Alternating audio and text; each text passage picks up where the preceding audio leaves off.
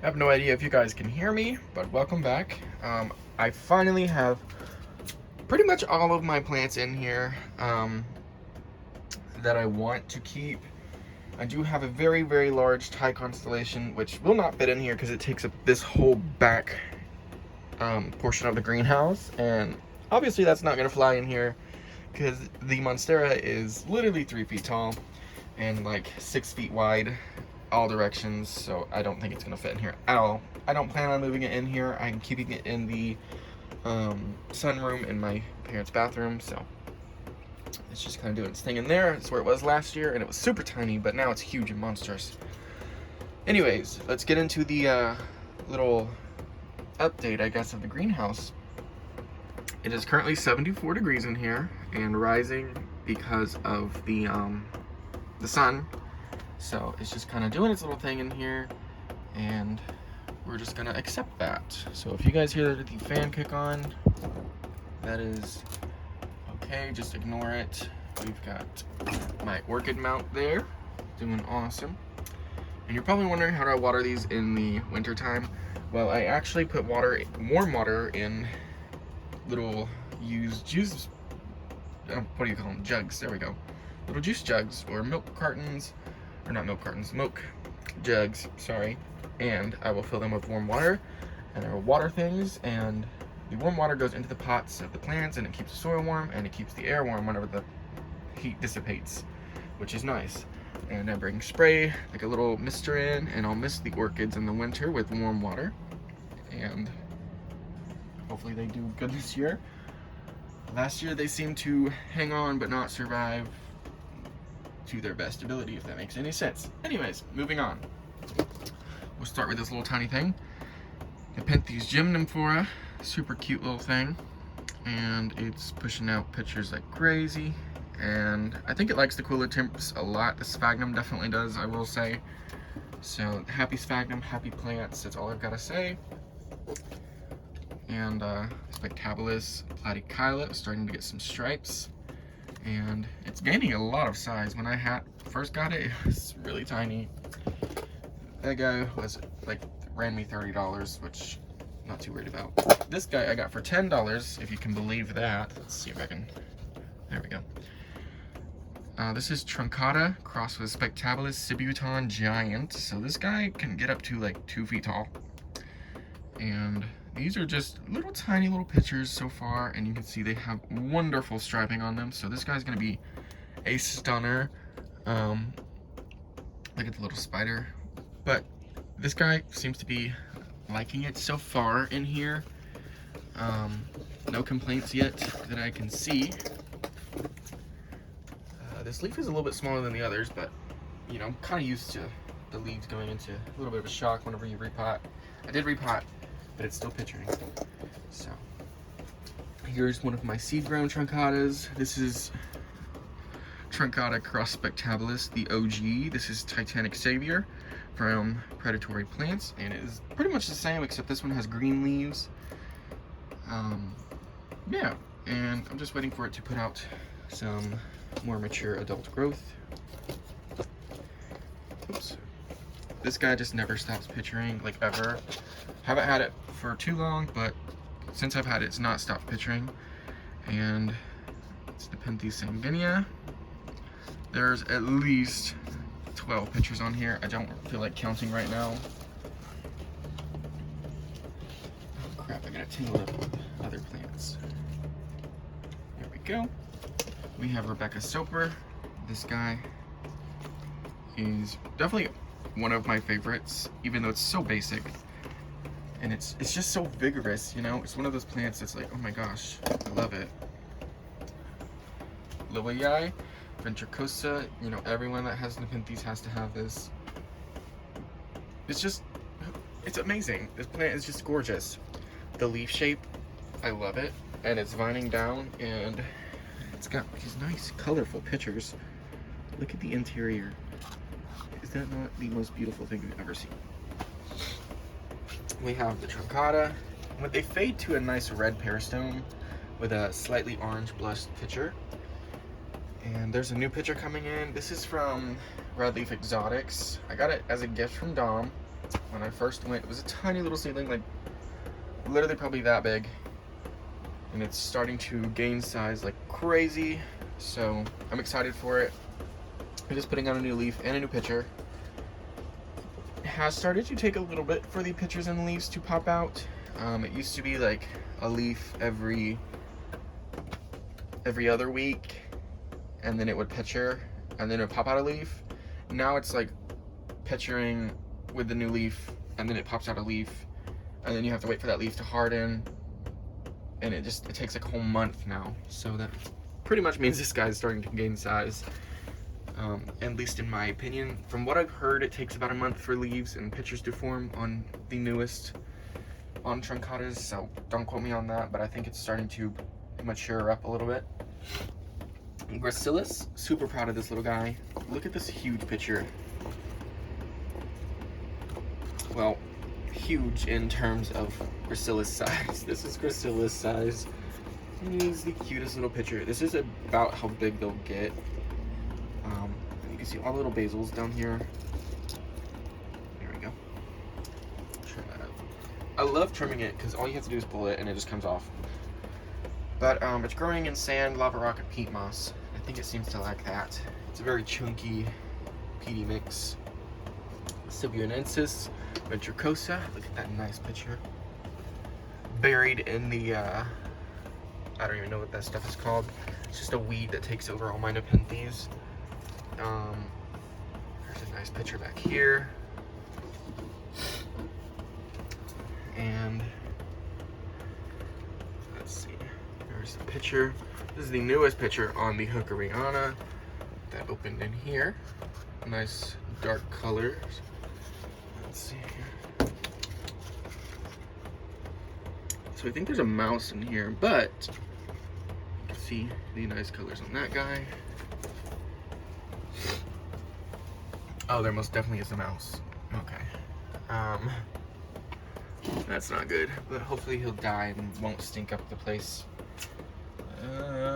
Stenophylla here is starting to pitcher for the first time in literally a year.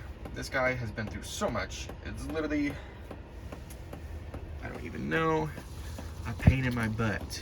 Oh, I did not know it put out this nice picture. Hello? Look at that. He's gorgeous. It means there's another one on this side. Yep, starting to come in. So I think this guy's starting to settle into its little niche.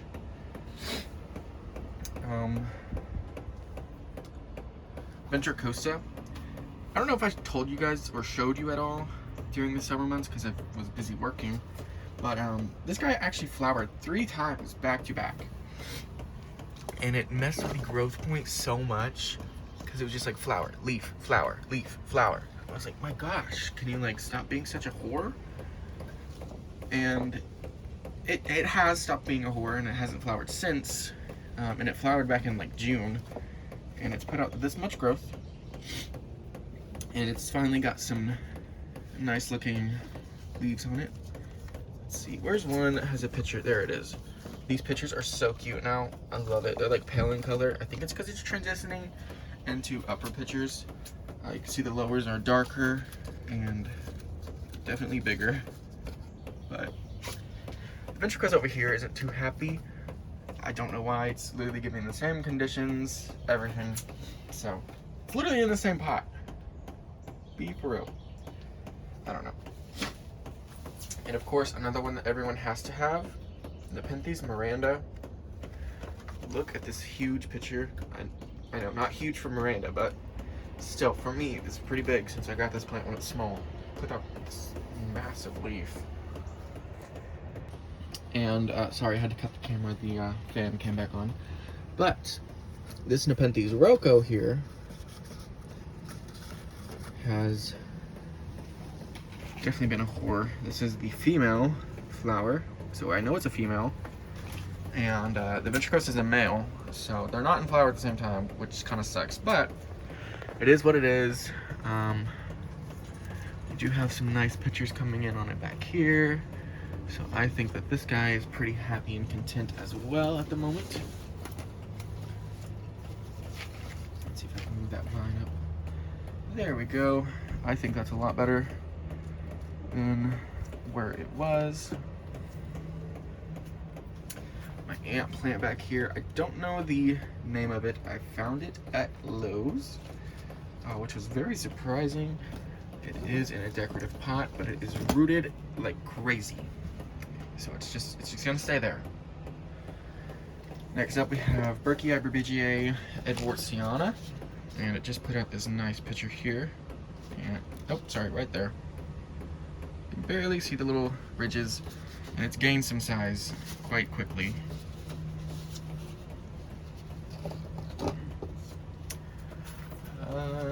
Hamada vent. Let's see. Nice dark picture there. This one's starting to fade. Here's another nice one. This one is a newer one. You can see the colors are awesome on it. And it takes this plant, I've noticed it flushes the pictures. It's very similar to a Hamada, not a ventricosa, because if this was similar to a ventricosa, it would just pop them out. But it is not. There's a nice one too.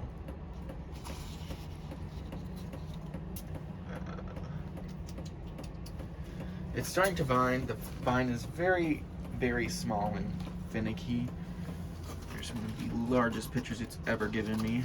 But like I said, the vine is so small and petite. Nepenthes Ime. I'm so excited for this one. Literally cannot wait for the uppers.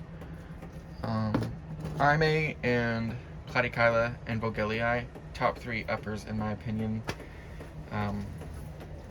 So let's see here, coconut orchid. This is Maxillaria tenuifolia. I got this guy. When did I get you? I want to say in July. Sorry, excuse me. I want to say in July. And again, another Lowe's find. Our Lowe's, I'm very thankful, has some nice things come to it occasionally. So it just kind of depends. I did get a heart fern from Lowe's also. It was in terrible condition, but I got it from Lowe's. And yeah, my Oncidium Sherry Baby, I think, is starting to bloom. Or whatever kind of Oncidium I know for sure is starting to bloom, but I don't know if it's a Sherry Baby. So this is another new plant that I got. This one I actually got yesterday. This is Pinguicula primuliflora. I repotted it and top dressed it with sand just to give it a more appealing look. And I got this one because look at all the pups on it. Absolutely insane. And the colors, they're starting to get more intense since I brought it in here. You can see the purples. But I got it because mine is over here and it's just a singular plant with little tiny pups. This one is like 3 plants with like tons of pups. Another new one I got is Drosera spathulata, and it is very gorgeous. Definitely could use a repot, but it is also gorgeous. And I just cannot wait for summer again. I love summer because it means I don't have to keep everything in here and worry about cold and snow and all of that stuff. But you can see that's how it sits in there, which is probably why it's so dewy, because it's just sitting in water. My Drosera scorpioides, these guys are looking nice. I did have some die off, but they're branching back out, which is nice. Drosera admirabilis, again, they are going downhill, but they look fine, I guess, for now. Binata, I don't have anything to say because it's just taking over everything. It is starting to put out some nice fork leaves though. Like, that is insane. There's like at least 12 branches. Capensis is flowering. Why are you flowering? I have no idea. They are gaining a nice size though. That thing is huge. They used to be so small. And I will flip you guys around and show you my temperate collection. So, actually we'll start with the orchids on the wall. This is Oncidium spathulacum. And this air plant looks pretty happy here. It is rooted onto the mount and into the roots of the orchid. I know the orchid looks like it's dry, but I promise you the orchid is happy, or it would not be flowering for me. Oh, hello. Hi. Where did you come from? And you look-y kind of scared me, but it's fine. This is Drosera, or not Drosera, Dendrobium aggregatum. It is currently sleeting outside. Did not expect to say that today. But anyways, it is currently sleeting, and everything's doing nice in this little corner. There's all these fat roots. I guess it's from the humidity and the heat, but I don't know. My Phalaenopsis is blooming. No roots on it, by the way. This is a rescue.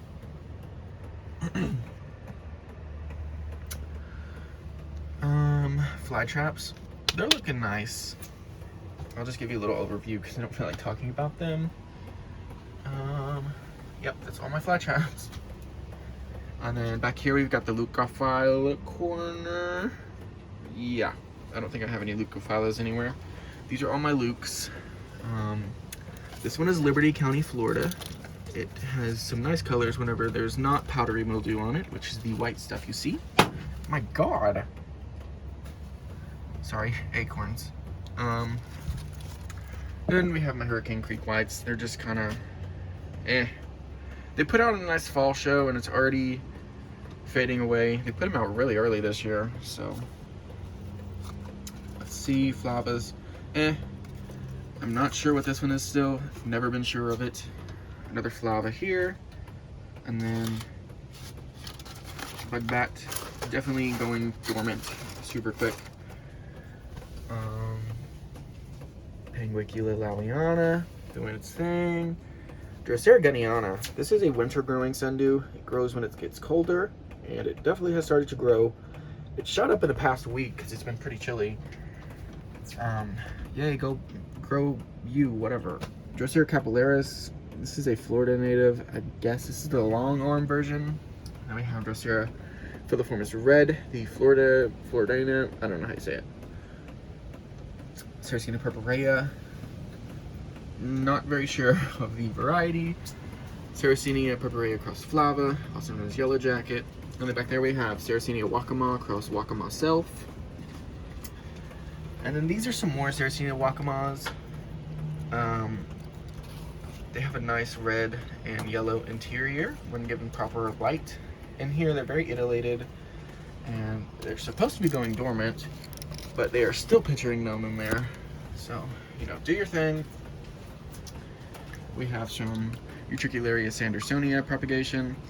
I'm waiting for this to become full so it will flower. I am so excited to see this in bloom. And then there's some Drosera, or Utricularia blanchettii. Sorry, I don't know why I keep saying Drosera. My minor collection over here. This is the Okefenokee Giant. My gosh, the acorns are gonna be the death of me. I'm gonna have a heart attack. Do you hear them? And then this is just the Sarracenia minor, and then this is just the typical Sarracenia minor. Yep. My large flava that puts off like 4-foot tall pictures every year. Has went dormant. You can see there's nothing but Phyllodia. And this guy goes dormant in like September. There's rotundifolia in there, so. And there's Drosera brevifolia. You can see all the intermedia in there. And tons of flat traps and stuff. So. And then in this corner, we have my severely large vanilla orchid, which mine's on the table. And takes up this whole entire corner back here. You can see it's so humid they root into the air, which I love. I love orchid roots. They are my favorite thing that plants can do. And air plants are very interesting to me as well. But anyways, Encyclia tampensis corner. Some more Oncidiums, Cattleyas, Vandas. Yeah, there you go. You can see the tampensis now. What a mess this Tillandsia is. My gosh. But I love it. I wouldn't do anything else for it, really. It just kind of does that. And I occasionally hit it with a hose. Different Bacchia. This guy is so boring. So boring. Probably gonna move him out of the greenhouse. Let's be real, he's doing nothing in this corner.